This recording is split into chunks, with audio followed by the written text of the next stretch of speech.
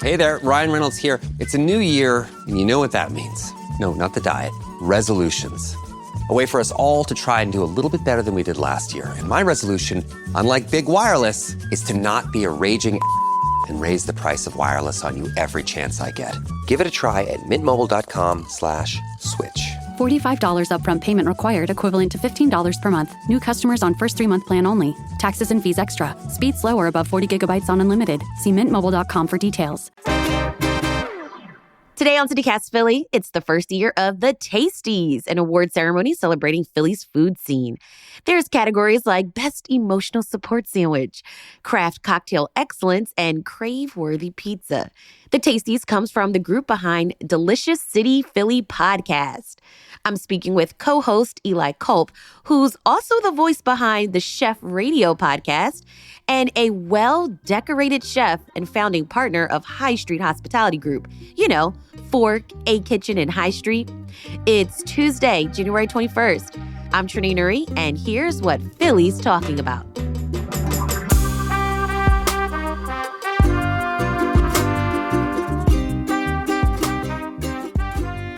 Eli, are the Tasties like Philly's version of the James Beard Award? You summed it up perfectly. Absolutely. It is exactly that. I tell people, it's very hard to get on, to be a finalist for the Beard Awards. It's the whole Mid-Atlantic area, which includes Baltimore, D.C., Philadelphia, and, all the other little sort of smaller towns, cities in between. And there's only 3 nominees a year. So to get recognized is really challenging. And what we're doing is creating an opportunity for great restaurants, great chefs who may not have the opportunity to be recognized by the Beard Awards, but they're worth celebrating. And Philadelphia's food scene has never been more on fire than it is right now. I came to Philly 12 years ago and then— From Washington. From Washington State originally, but Okay. I was in New York City for almost a decade cooking. That's what brought me out east from Washington State. And so when I came down to Philly, people were like, oh, it's like a renaissance, because there was like other great— Vernick had just opened, Peter Serpico just had moved down, Mike Solomanoff was like— Zahav was just like hitting its stride, and people were like, oh my God, this is like a renaissance. And then fast forward like 10 years later, and it's like, whoa, that was nothing. Like, what's going on now with the amount of chefs that are doing amazing work? You can't like swing a stick without hitting like a great restaurant, a great chef, So I'm really excited to celebrate it. I think it's time for that. And this is not a novel idea. Washington, D.C. has one called the Rammys, so like the restaurant Grammys. Okay. Chicago has the Banchette Awards. So these awards are really embraced by these cities. And we feel that it's time for Philadelphia to have that as well. So we're really excited. You were a finalist for a James Beard Award. Yes. So you know what it takes. Absolutely. And we've had, fortunately, we've been really blessed with amazing people in our company, chefs and bakers that have also made the finalists. Ellen Yin, my partner, she won in 2023, the Restaurateur of the Year for nationally. So it's an amazing opportunity to go to the Beard Awards. However, we feel that doing something regionally like we're doing now is going to create that feeling. But this is also just another reason for chefs, restaurateurs, bartenders, service professionals to work like harder to become better, right? Like, because while the Beard Awards and Michelin stars are great, they're also a motivator, right, for people. And to push forward and try innovative things. Yeah. And the beautiful thing about Philadelphia is that everyone supports each other. You can be coming in from a different city as long as you're genuine, you're hardworking, and you want to make a difference, you're going to be embraced. I mean, you look at what Amanda Schulman has done at her place, and then her husband, Alex Kemp, opening Mylou, and you look at what Randy Rucker, he came into Philly about 5 years ago and opened River twice, and Angie Bronca from Campar. These are chefs that 5-6 years ago didn't even have a restaurant in Philly or were not even in Philly, and look at the support they get. So it's just an amazing community to be a part of. And I feel really fortunate to be here because Philadelphia is such a genuine city. And if you're doing things the right way, you're going to be supported. I like that you said that because that is a part of your story, right?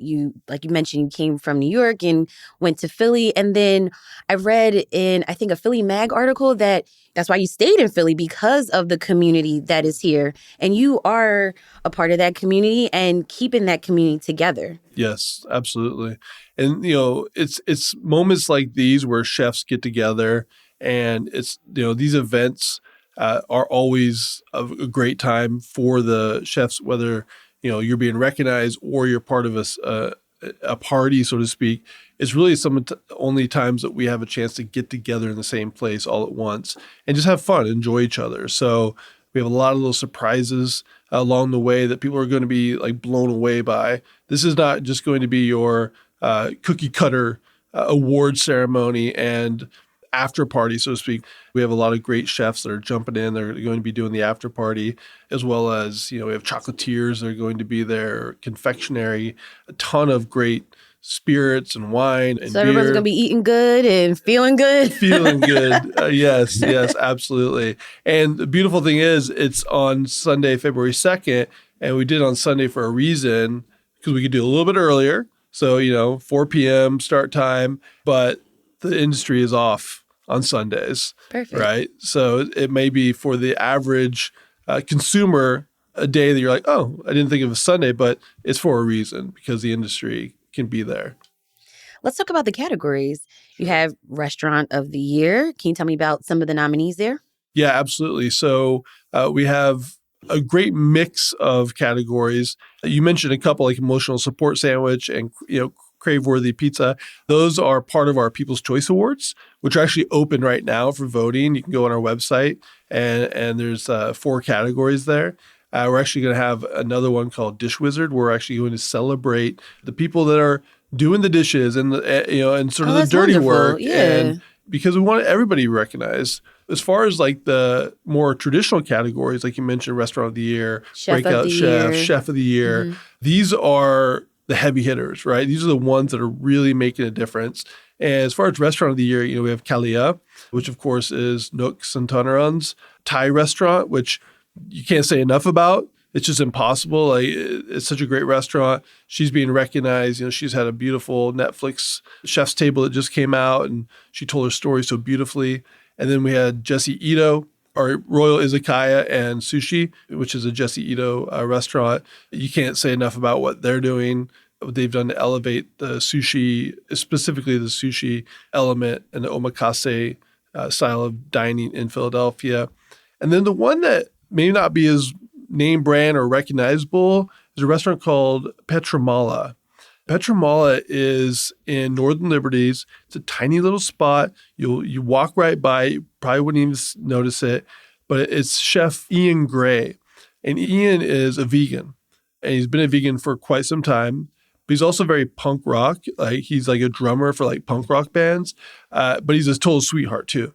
And he has a restaurant that is producing some of the most beautiful food that you've ever eaten, and is vegan. And he's not trying to emulate meat or do things like fake cheeses and all of that. He's just celebrating vegetables and the bounty. And when you go there, the menu is relatively small, and there was 3 of us. We just ordered the whole menu. Actually, there's one dish we didn't order, and he sent that one out too. So we literally had 12 dishes, the 12 dishes that were on the menu. And I'm so happy that he's being recognized, because while some of these more obvious restaurants could be easily in that category, what he's doing to push that narrative forward is really important, because it's not just about creating a vegan concept and vegan food. It's about showing the world like what you can do with vegetables. And we need more chefs embracing cooking with vegetables and not just steakhouses and big cuts of meat, because it's just not sustainable for the world, those practices. So working with local farmers, shining a spotlight on what they're doing with the vegetables. And when you go there, it's a celebration of that. And it's unlike any restaurant I've ever been to. As I'm listening to you just talk about those narratives of all of these people in this almost niche community, like, how do you keep all of these narratives in your head? A lot of people follow sports, right? They know every player in the Philadelphia sports scene. A lot of people follow rock bands, music. As a chef and in a community of chefs, this is what we get excited about. This is our sports. I love sports as well. I love music, but when you have a podcast called Delicious City Philly, and all we do is talk about what restaurants are opening, closing, where we've eaten, bringing in guests that are either up and coming or established. Like, we literally eat, breathe, and talk about restaurants and chefs all day long. Let's go back to the Tasties. You also are giving back to Manna. Absolutely. Tell me about that. So if people don't know Manna is a incredible organization that actually began during the AIDS epidemic in the 1990s or late 80s, I guess. And since then, they've grown and continue to grow. And they cook over 100,000 medically tailored meals for anyone going through a chronic illness, going through a recovery. They cook over 100,000 meals a month, and they deliver them. So to say that the work they're doing is important would be a massive understatement. So we're really excited about that. A big portion of the proceeds are going to support them. We're going to have a little fun raffle items as well for the awards where people can also support Manna. So really excited about that. You did mention the after party. What does that look like? So yeah, the after party is great. And we're actually doing this at Live Casino and Hotel. They have an incredible event space I didn't even know they had, right? The casino, I'm not a big casino guy. Maybe some people are. However, seeing the event space that they have, I was like, this is a spot. And I'll tell you exactly why. First, they have a great ballroom, great stage. And it's going to be the perfect, we're going to have big round tables. We're going to have food on the tables for people to eat. While the awards are happening, we're going to have wine and beer, whatever drinks that you can have during the award ceremony. But then after the award ceremony, which is already going to be a great time, you're going to spill out into the event space adjacent to the ballroom. And what I love about Live is that they have these relatively large, we call them breakout rooms. Well, we're creating immersive experiences in each room. So you're not just going to walk into a ballroom with a bunch of tables set up and you just kind of walk around and sample food. No, you're going to go from the agave room that's going to be sponsored by Patron and Elihal Mezcal. And then you're going to go into another room that has its own theme. There's going to be like 3 or 4 different rooms that are immersive and thematic. And it's going to be unlike anything that I've ever been to. I think a lot of people are going to be really, really stoked about it. We have some great brands that are involved, and it's going to be a fun time. More with Eli after the break.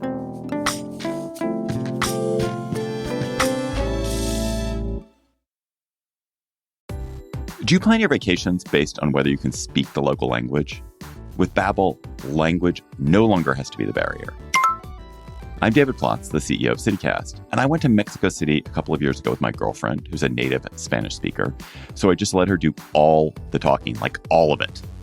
I adored the city, and now I'm going to go back in a couple of months, but with my college roommates, who are a bunch of middle-aged men, none of us Spanish speakers.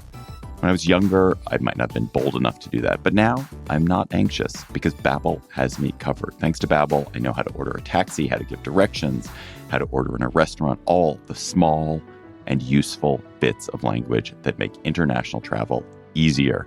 Babbel's quick 10-minute lessons, handcrafted by over 200 language experts, get you to begin speaking your new language in 3 weeks or whatever pace you choose. And because conversing is the key to really understanding each other in a new language, Babbel is designed using practical, real-world conversations, especially the sort you need while traveling. Food, how to get places.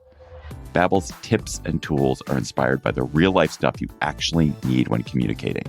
With a focus on conversation, you'll be ready to talk wherever you go. So I hope I'll see you in Mexico in a couple of months. Or, as we say, espero verte en Mexico en un par de meses. So let's get more of you talking in a new language. Babbel is gifting CityCast listeners 60% off subscriptions at babbel.com/citycast. Get up to 60% off at babbel.com/citycast. Spelled BABBEL.com/citycast. Babbel.com/CityCast. Rules and restrictions may apply. This episode is brought to you by Amazon. Sometimes the most painful part of getting sick is the getting better part. Waiting on hold for an appointment, sitting in crowded waiting rooms, standing in line at the pharmacy, that's painful. Amazon One Medical and Amazon Pharmacy remove those painful parts of getting better with things like 24/7 virtual visits and prescriptions delivered to your door. Thanks to Amazon Pharmacy and Amazon One Medical, healthcare just got less painful. Eli, I don't know if I should have been calling you chef throughout this interview. Like, do people still say chef? Yes, people do still say chef.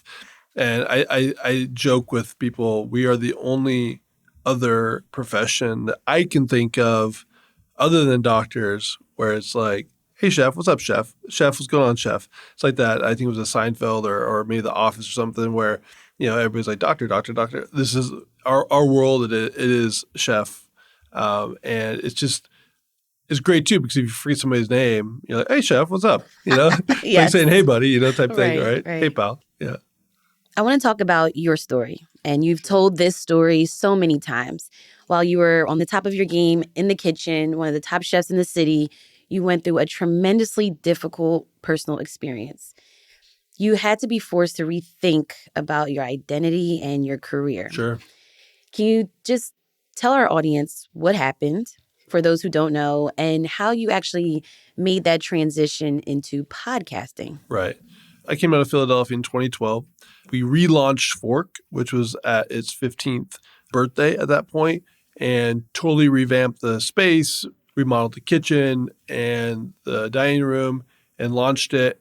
Then as soon as we relaunched Fork, we were talking about High Street, which was right next to Fork at the time. And so a year later, almost to the day, we opened High Street. And then within 9 months from then, we took over A Kitchen, which is on 18th and Walnut, and A Bar, which were struggling a little bit. They didn't have great management, and we were asked to kind of take over. And now it's just those restaurants are thriving, and it's great to see. And so within essentially a year and a half, we had went from one restaurant to three, and it was such an amazing time. And to have those experiences where all eyes are on you, people are supporting you, and it was such a time where the energy was just flowing. I've always been really thoughtful in my approach to leadership, and it was just fun, right? I had great people, and everybody was as motivated as I was. And we just had got some great accolades for the restaurant, whether it was the James Beard Food and Wine magazine had named me one of the best chefs in the country for 2014. High Street had just received a Bon Appetit Best New Restaurant in the country. So there was all this energy flowing, right? And we had made the decision that we wanted to open a High Street in New York City. And the goal was to expand, this brand because it was on fire. So we signed the lease in March of 2015.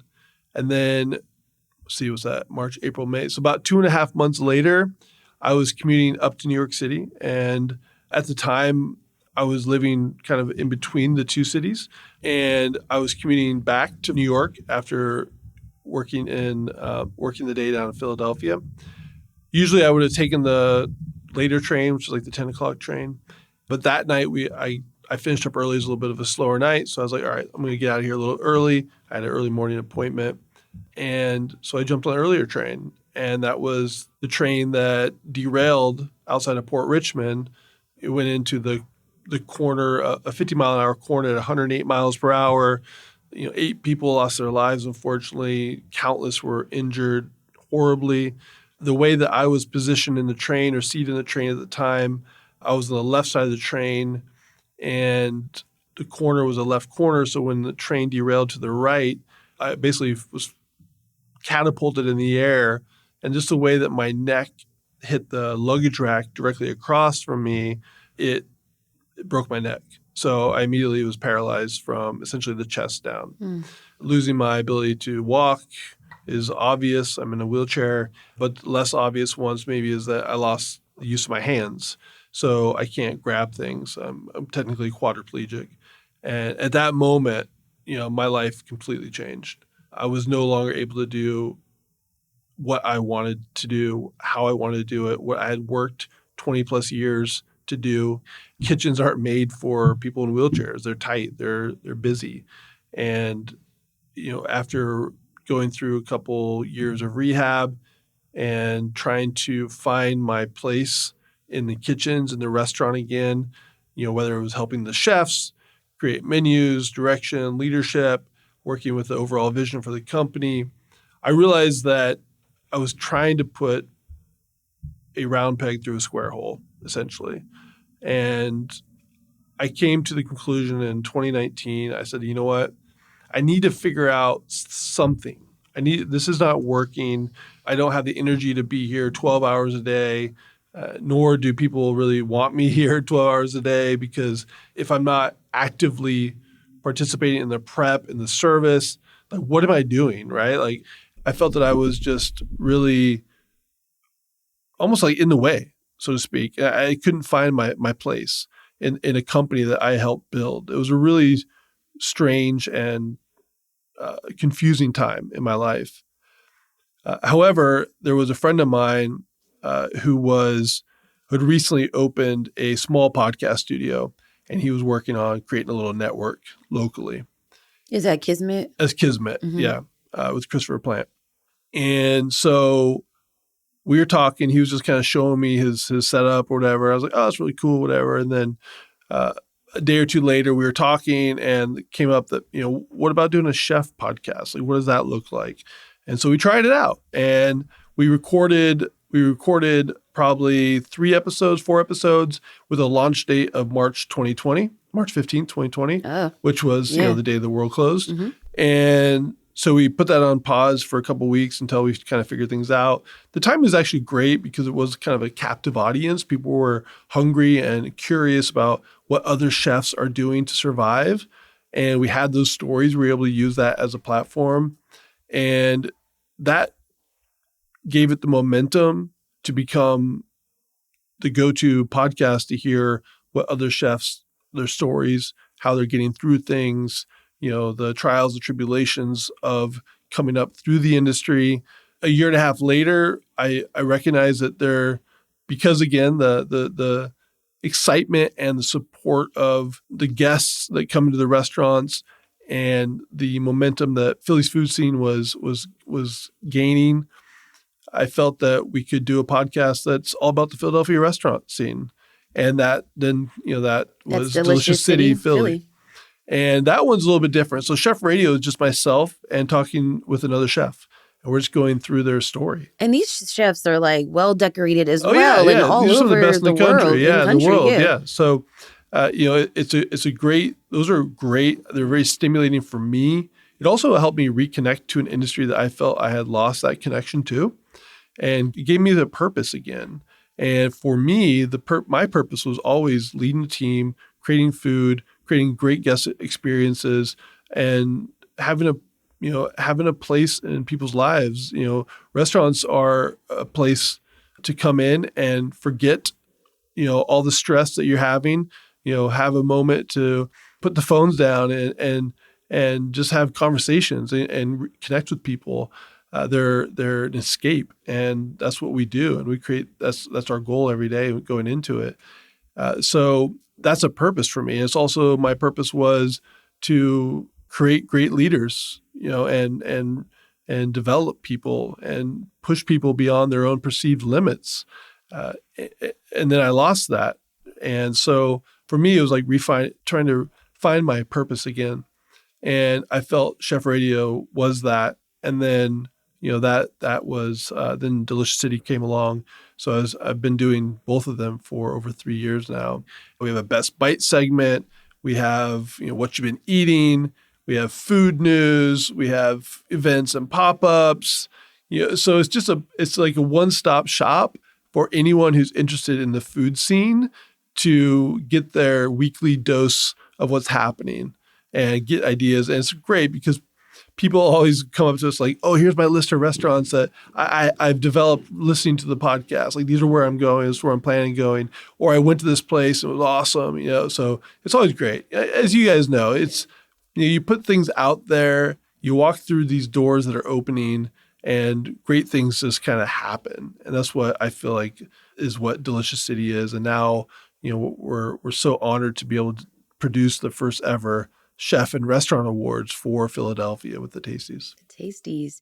I was thinking about what you mentioned, how you felt out of place or like you couldn't really participate with this experience now as your life is. Have you thought about how maybe kitchens are designed to accommodate people with different abilities and needs? Absolutely. And that is something that is happening across the industry and most industries, right?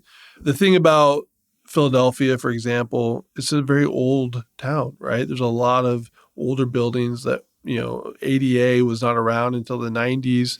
It wasn't even given a thought, right? Like, exactly. So there are massive limitations to it.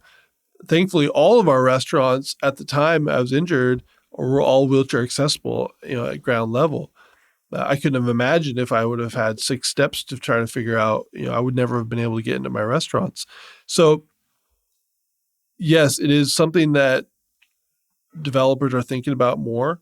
If and when we ever have a new restaurant in Philadelphia, like, that's going to be something to be considered, right? Having space. But restaurants and businesses, every square foot matters, right? Every square foot is either another table that can go in, and each seat that you can put in your restaurant could be worth, $50,000, $60,000 in revenue.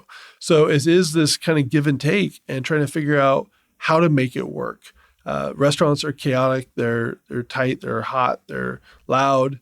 And, so finding a place where somebody with a disability or a different ability can come in and play a part is really important for sure. Any advice for some upcoming chefs, folks working in the hospitality world that are listening to this podcast? I always say that, it's so important to develop your North Star, your vision, like whatever you want to do. As a young cook, I had these concepts in my head at a very, early age, like, this is what I want to do and create. It's so important that as restaurants develop, or the concept develops, or you come up with a concept, that you really understand who you are. And I've used the word genuine a couple times today, and that is really important as well. I always say that while, yes, the world is so small now, you can get products overnighted from Japan, right? From the fish markets. You can get almost any ingredient around the world if you dig deep enough. However, I always say the smaller the sandbox that you develop to play in, the more parameters you give yourself, the tighter the story is, the more successful you will be. It's too easy to create a restaurant that is globally inspired or American cuisine, because what is that? Like, who are you? I think creating your identity is so important, and be able to tell the story of that restaurant and what the food you're doing, what you're cooking is paramount. And what we're seeing right now is these cuisines that we've always considered quote unquote ethnic cuisines, food that Mexican food or Thai food, you can get your delivery of $14 chicken curry, right? And now we're seeing this, whether it's second generation people or people just really embracing who they're from, the culture they're from, being developed. And you're seeing a restaurant like Kalia, a Thai restaurant, where the prices on those menus are the same prices that you're going to see at other fine dining restaurants. $35 for an entree, $16, $18, $20 for an appetizer, because now you're seeing these what were formerly known as less expensive cuisines being elevated and embraced by these these chefs and their backgrounds. So there's that storytelling element that naturally comes with that. Here's what I always say.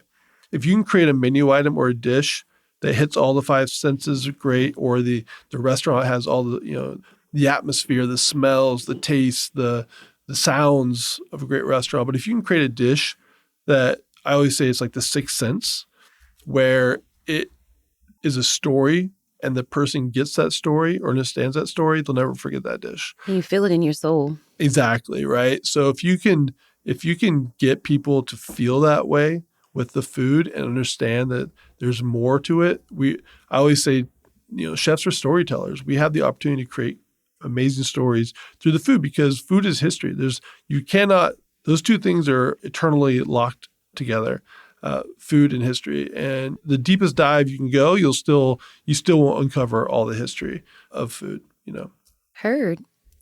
Chef Eli Kulp, thank you so much for being on CityCast Philly. So excited. Thank you so much. Appreciate it. You can still vote in the People's Choice Awards for the Tasties at deliciouscitypodcast.com. If you want to attend the Tasties, they are on Sunday, February 2nd. Tickets just for the after party, which starts at 6:30 p.m. Those are $95. Get your tickets at deliciouscitypodcast.com. The CityCast Philly team will be there. Come say hi.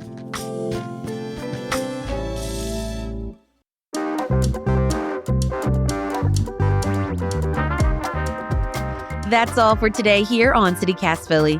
If you enjoyed this episode, tell a friend, rate the show, leave us a review, and hit that subscribe button.